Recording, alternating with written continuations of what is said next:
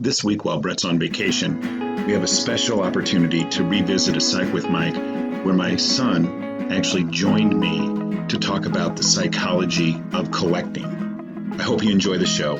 And as always, if it's Friday, it's Psych with Mike. You're listening to Psych with Mike. For more episodes or to connect with the show with comments, ideas, or to be a guest, go to www.psychwithmike.com. Follow the show on Twitter @PsychWithMike or like the Facebook page @PsychWithMike. Now, here's Psych with Mike. Welcome into the Psych with Mike Library. This is Dr. Michael Mahan, and if you are watching us on YouTube, then you're like, huh? Because sitting across from me is not Brett Newcomb, and if you're listening to the podcast, then sitting across from me is not Mr. Brett Newcomb, but is another chap who, coincidentally enough, happens to be named Michael Mahan. That's weird. It's a little strange. Yeah, why is your name the same as my name? I think that'd be because I'm your son. Oh, because you're my child. So who names their son after themselves? Probably somebody who's very narcissistic. Probably the same guy that invites him to his podcast. So my son is here with us, and his name is also Michael Mahan, and he is here because, for two reasons. Number one is that you actually have a graduate degree in counseling. That is correct, yeah. And you also enjoy collecting things. Absolutely. It's one of my biggest hobbies, that along with exercise, and it's something that just has become very enjoyable to me over the past couple of years, and I think something that probably started when I was a lot younger. So when do you think that started for you? Oh, probably as far back as I can remember. I remember you know this as well as I do, we had the rule when we went to the store that you got one toy, and so I collected animal figures. Oh, I'm sure I know that better than you. That's probably true. And then it moved on to kind of Star Wars and the Pokemon cards, and it's just something that's kind of followed around. Probably something I stopped around adolescence, but just kind of picked back up as an adult. Right. The rule was that you got one thing. You sometimes tried to push that rule.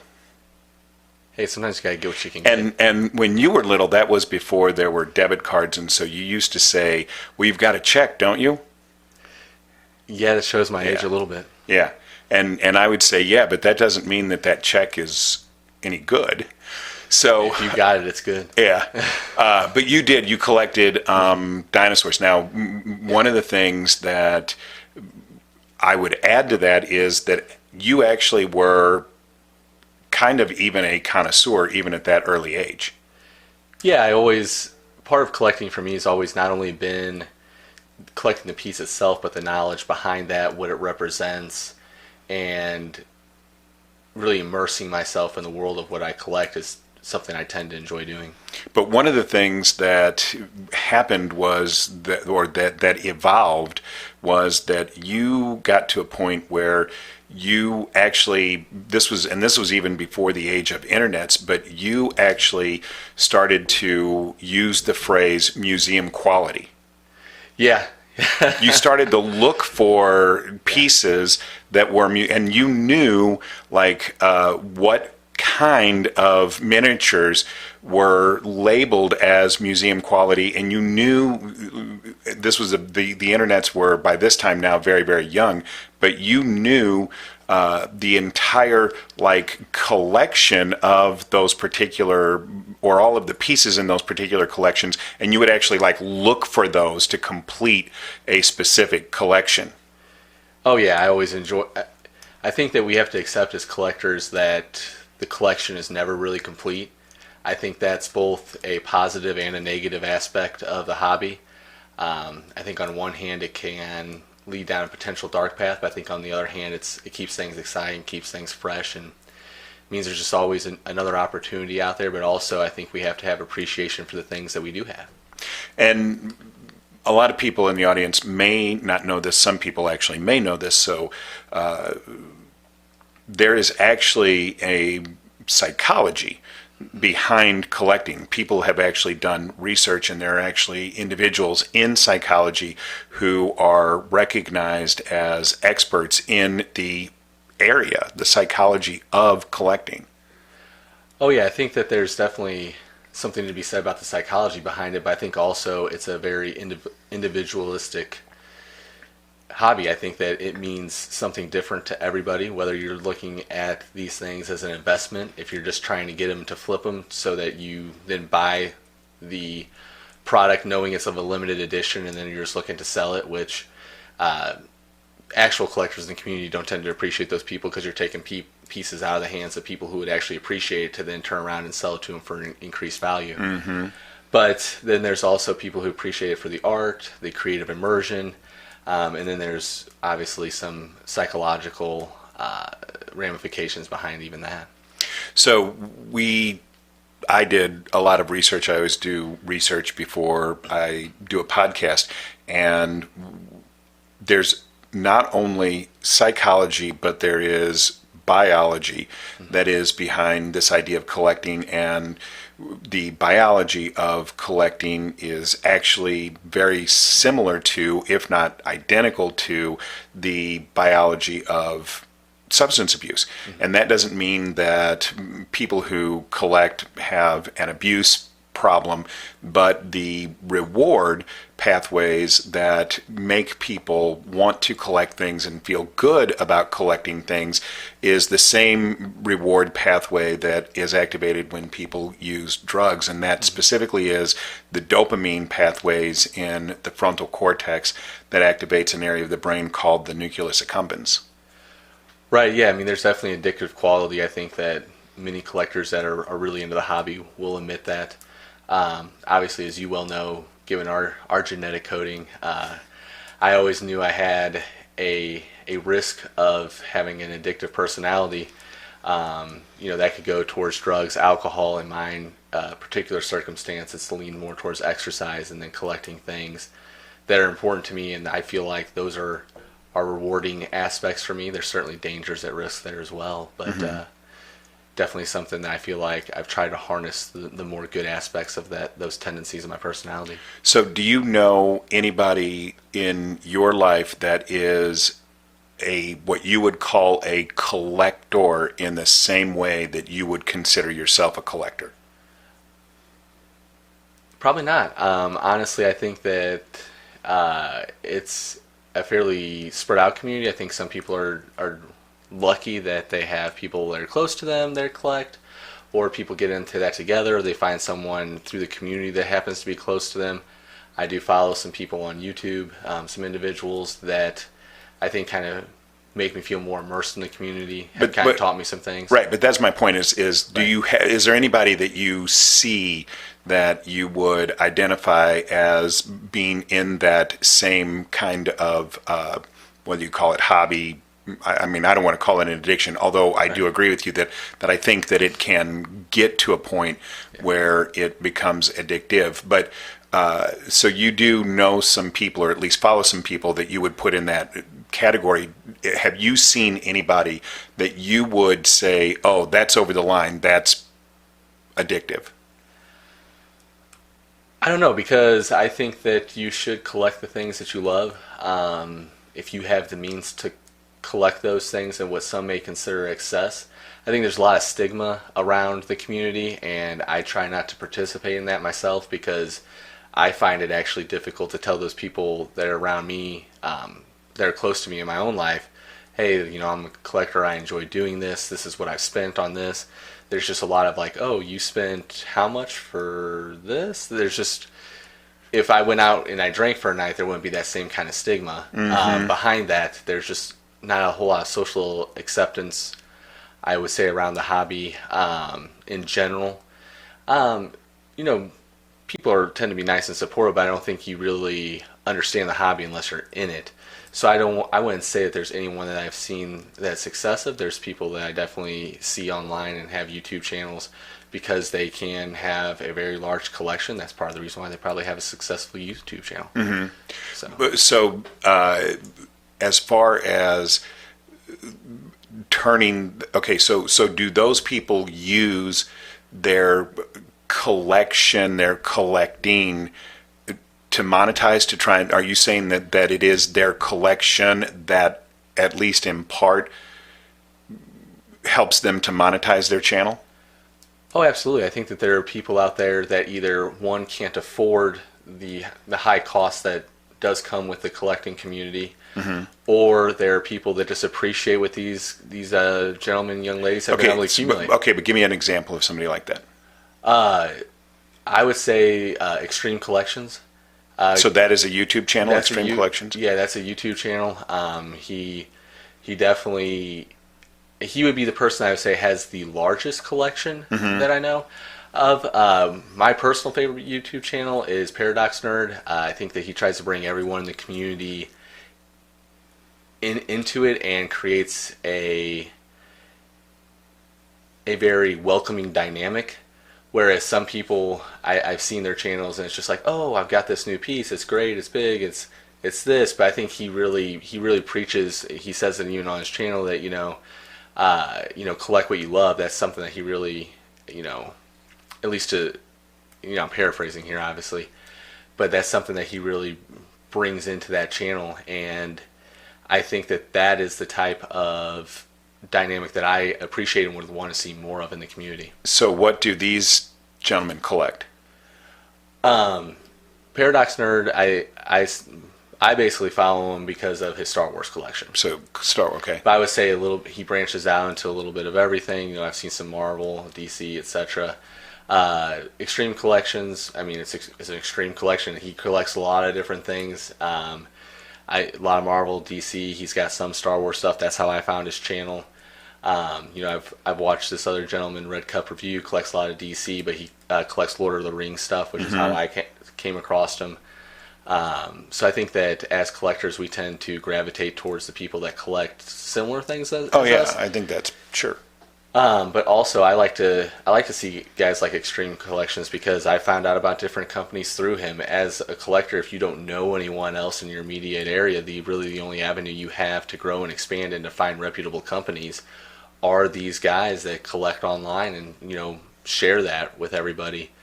But I wonder if this has really become the phenomenon the way that we know it today because of the internet. So you used to be able to you could collect beer cans, or you could collect cars, or you could collect, whatever. Back in the day when I was younger, Star Wars cards, baseball cards. But now that there's the internet, people can make things. There's, a whole entire industry around just building and selling custom lightsabers online that you wouldn't be able to do that if it wasn't for the internet. So I think the internet has really, really expanded what we consider this hobby of collecting into areas that it never ever would have been able to grow into without the internet.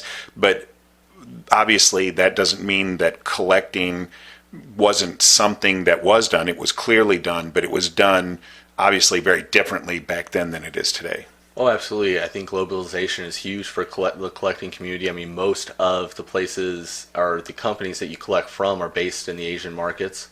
And then a lot of companies that you order through are e-commerce sites. And so that's why it can be so difficult to find out, okay, who's reputable, who's not. That's why we need people like Extreme Collections. That's why we need some people like Paradox Nerd. We need people out there in the community that really love and enjoy the hobby, but also provide good, solid information to people who are trying to consume these products, because there is a little bit of a risk involved as well. There's people that spend lots of money and it doesn't arrive exactly how you would expect it to. You kind of hear those horror stories, so you want to make sure that you really vet the sites that you're going to, because not everything you see on the internet is true. So I want to talk a little bit about the psychology. So we've already touched on the biology, that the reward pathways that are activated by the neurotransmitter dopamine through what's called the nucleus accumbens is how we get rewarded for this collection, and I don't think I said this earlier, but one of the things that the science tells us is that actually we get the greatest response in that reward pathway when we are anticipating getting a new piece. So looking for a new piece, actually buying the new piece, and waiting for the new piece to come is when the individual gets the most reward. Then you get a tremendous burst of dopamine when the item comes, when you acquire it, whether it comes through the mail or you pick a car up or you have it delivered. And then there's kind of a drop off after that. And then people want to go out and collect the next piece so that they can get that reward. So that's the biology.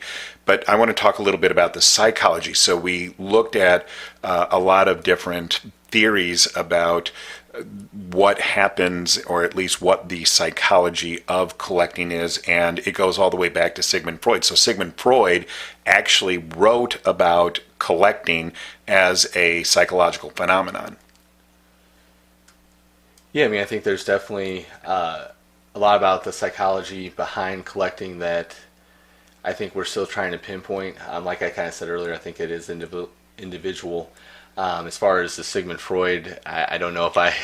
Okay, so Sigmund Freud's ideas were that collecting was a form of what he called object fixation, which actually had to do with the potty training stage of human development, and that the reason that we collect is to assuage our anxiety over what anal retention was all about. So Sigmund Freud believed that when you learned how to go to the bathroom, that was extremely traumatic because you felt like you were losing a piece of yourself by defecating.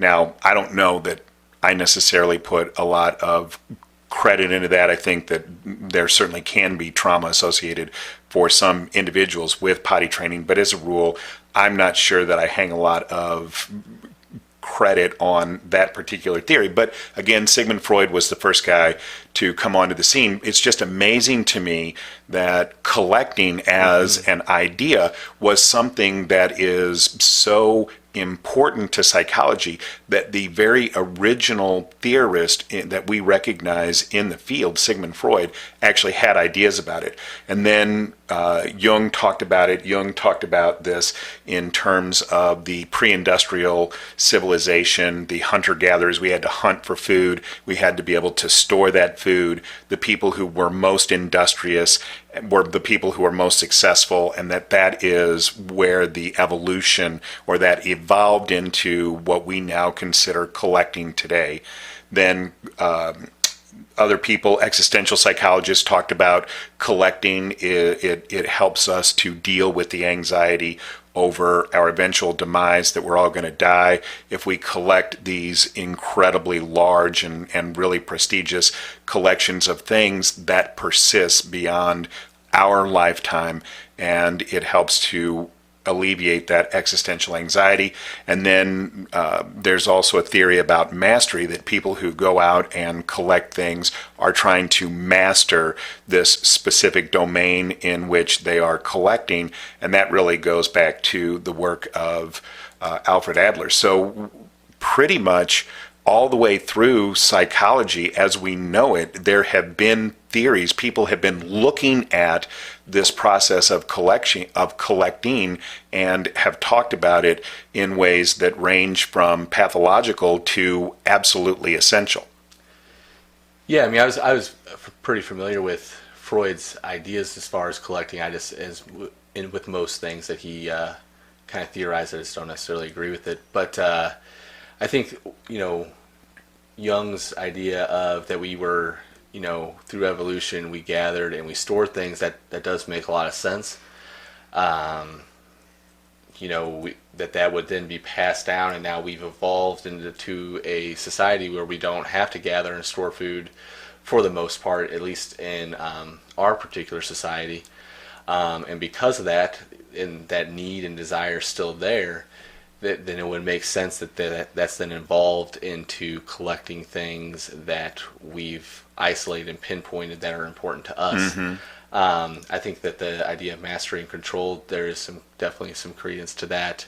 Obviously, it can be a very unstable, chaotic world out there, and the idea that we create a smaller microcosm of the things that we enjoy that we're able to keep close to us, I think that definitely is part of it. I mean, the idea of surrounding yourself with the things you love.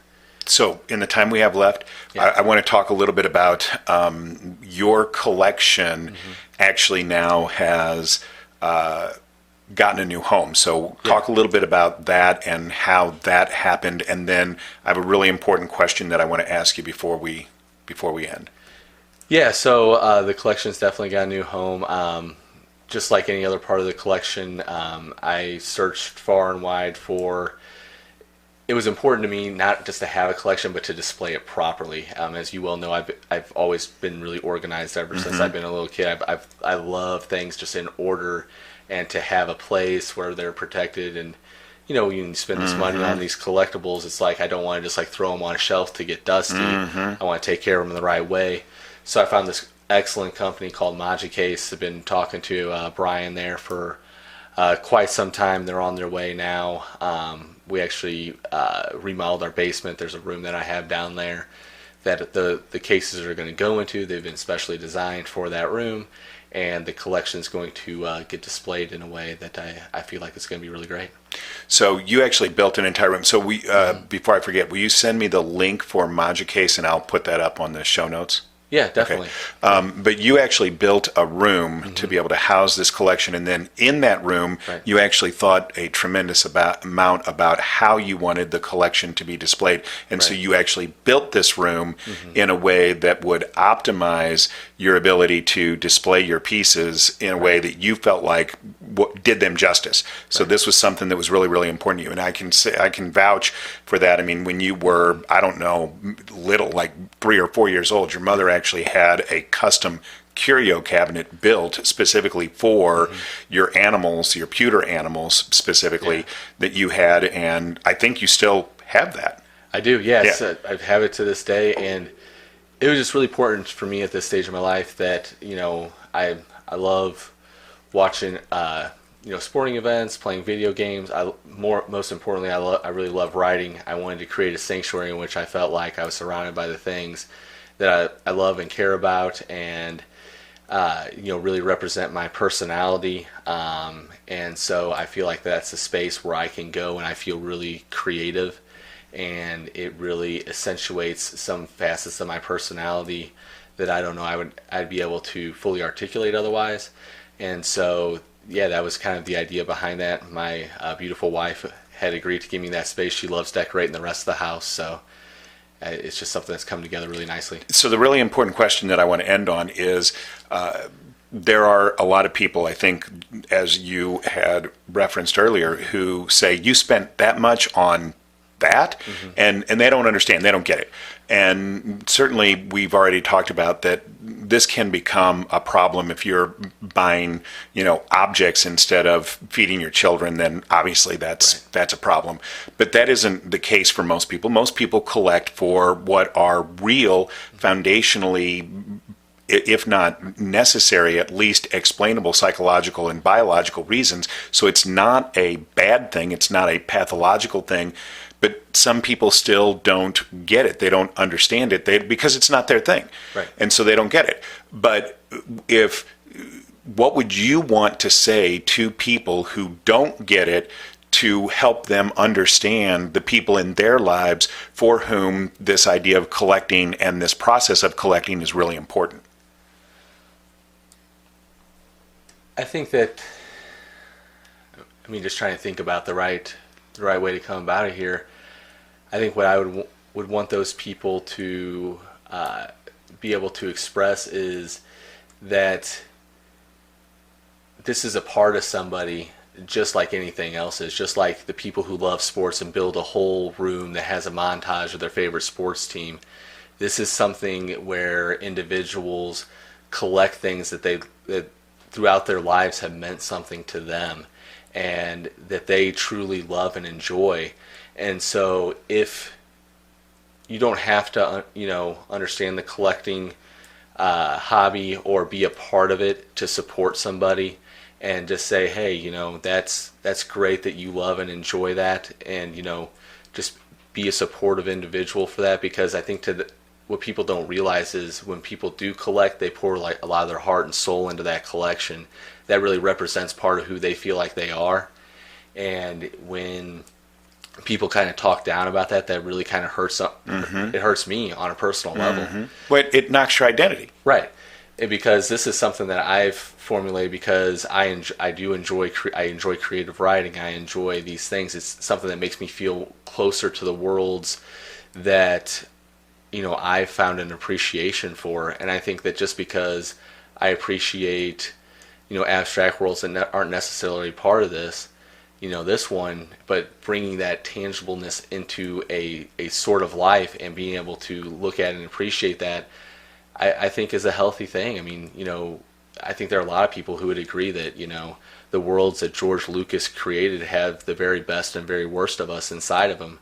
And I think to really think about that on a deeper level and have those things around you to just reminders of things that you appreciate, thought were cool, thought, were moments that, transformed you in some way. That could be very, it's very transformative not only to the collector, but very important, and like you said, part of their identity. So just make sure that you're aware of that. So hopefully this has been at least enjoyable, if not informative. As always, you can get a hold of the show at www.psychwithmike.com. If you have comments, topics, or would like to be a guest, get a hold of us there. All of the music that appears in Psych with Mike is written and performed by Mr. Benjamin DeClue. And as always, if it's Friday, it's Psych with Mike.